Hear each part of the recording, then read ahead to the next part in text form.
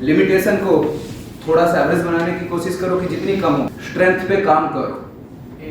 Guidance क्या करती है, उन उतार चढ़ाव को कम करती है, उस रास्ते को सीधा लेकर के जाएगी आपको। यानी सफलता और असफलता में डिफरेंस क्या होता है कि सफलता वो होती है जब आप अपने आप को सहज महसूस करने लग जाओ। और यही हर डैमो में, एचएसएससी के बैच हो, एसएससी के, शुरू में बैंक के टाइम में सोशल मीडिया इतना नहीं था। मैं बच्चे को बोलता था नहीं इतना पढ़ना है, 70% ही पढ़ना है। एक ही रूल, 10 बुक एक बार पढ़ने के बजाय एक ही बुक को 10 बार पढ़ना है। फालतू की चीजें नहीं पढ़नी होगी। पिछली बार की डेमो में जब चीजें बताई गई, 3 बच्चे उठ के गए, टॉप की पोस्ट पे लगे हुए हैं, बोले एचएसएस की तैयारी ऐसे होती है क्या? इस बार यही बीच में बैठे हैं। क्यों भाई? ऐसे ही होती। तो जितने भी नए बच्चे हैं, चाहे वो एचएसएस की तैयारी करें, एसएससी, या फिर मन हो एचएस की तरफ मूव करने का, मेरी रिक्वेस्ट है, सजेशन है, बेसिक चीजों को मत भूलिए, सिलेक्शन बेसिक चीजों से हो। पिछले बैच की ही बात बताऊं आपको, सुभाष सर की, उन्होंने 57 टेस्ट में से सिंगल टेस्ट एचएसएससी का नहीं छोड़ा। आप लोग यहां टेस्ट देते थे, वो वहां बैठ के टेस्ट करते थे। एचएसएस का सिंगल टेस्ट, सिंगल क्लास नहीं छोड़ी। तो एक ही चीज मैटर करेगी, कॉन्टिन्यूटी। आप में कितना टैलेंट है कोई फर्क नहीं पड़ता, जो रेगुलर पढ़ेगा वो हमेशा आगे जाएगा। जैसे आप लोग बोलते हो कि जो प्री एग्जाम तुम लोगों का होगा, उसमें एक जीएस का एग्जाम रहेगा और एक सीसेट। और टेस्ट का मेरा एक्सपीरियंस ये है, ये जो बैंक पढ़ाया लगभग 2009 से लेकर 2015 तक अपने पीक पे तसल्ली से टेस्ट पे रिजल्ट, डिसिप्लिन प्लस टेस्ट, हम लोग गाइड कर सकते हैं। हम लोगों को सिर्फ यूं बताना, आप लोगों को ऐसे पढ़ना है और ये पढ़ना है, और उसके बाद टेस्ट में खुद को डालकर, प्रॉब्लम में खुद को डालकर सॉल्यूशन ढूंढना है खुद। मेहनत शुरू करोगे, आपके जीवन में उतार चढ़ाव आते रहेंगे। गाइडेंस क्या करती है, उन उतार चढ़ाव को कम करती है, उस रास्ते को सीधा लेकर के जाएंगे आपको। और साथी भी कहते हैं सुभाष कर सकता है, हम भी कर सकते हैं। आप जहां जोर लगेगा ना आपका, मेंस के अंदर, प्री और मेंस, और मेंस में आप तभी बैठोगे जब आपका प्री निकलेगा। कि 2019 में 4 भर्तियां हुई हैं, जिसमें एक ग्रुप सी से टीचर बने थे ना, वो 18 भर्तियां थी, जिसमें से 16 टीचर थे। मैंने वो एग्जाम दिया था, परंतु मेरी उसमें सिलेक्शन नहीं हुई, पॉइंट 4 से मैं रह गया। हिम्मत नहीं हारी, सर ने कहा कोई बात नहीं, जो हुआ सो हुआ, जो बीत गई सो बात गई, ठीक है ना। वही फार्मूला अपनाया, जो हो गया तो हो गया, अब आगे की सुध ले। आगे का देखा, मेंस एग्जाम है अभी 15 अगस्त से मेंस दिया, बड़ा अच्छा गया।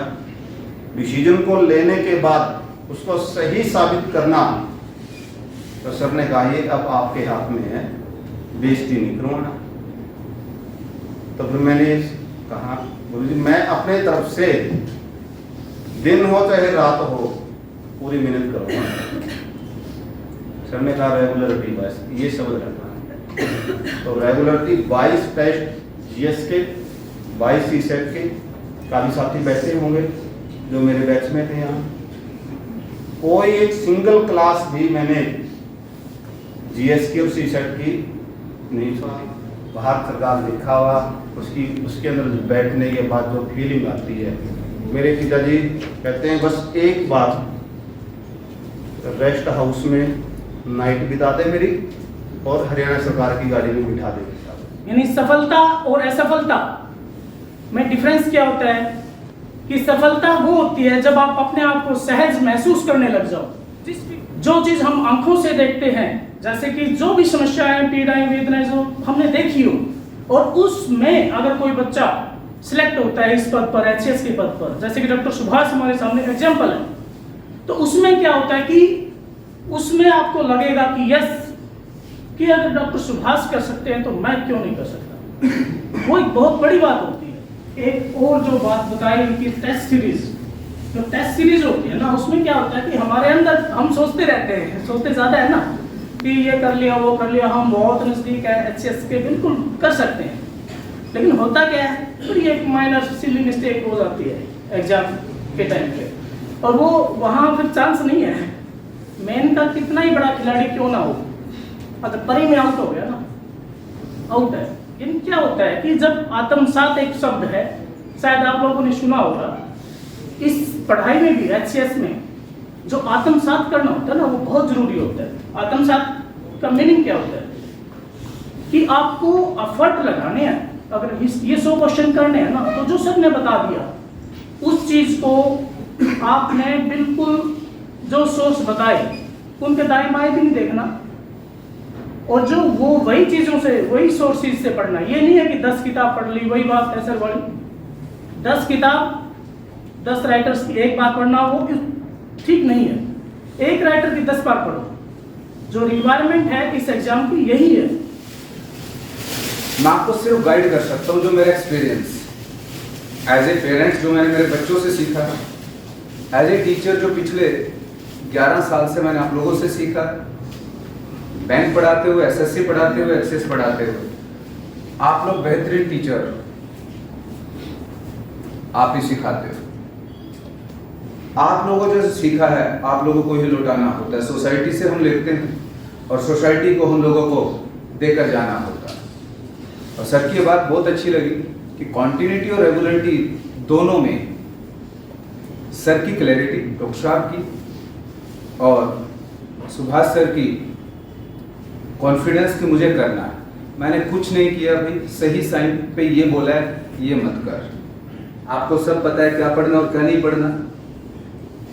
उनमें से गलत चीज़ों को हटा लीजिए, जहाँ भी दिक्कत आए आप पूछ लीजिए। और उससे मुझे ये लगता है कि किसी भी हिस्से में 60 to 70% पे सिलेक्शन हो जाती है। लिमिटेशन को थोड़ा सा एवरेज बनाने की कोशिश करो कि जितनी कम हो, पूरी स्ट्रेंथ पे काम करो।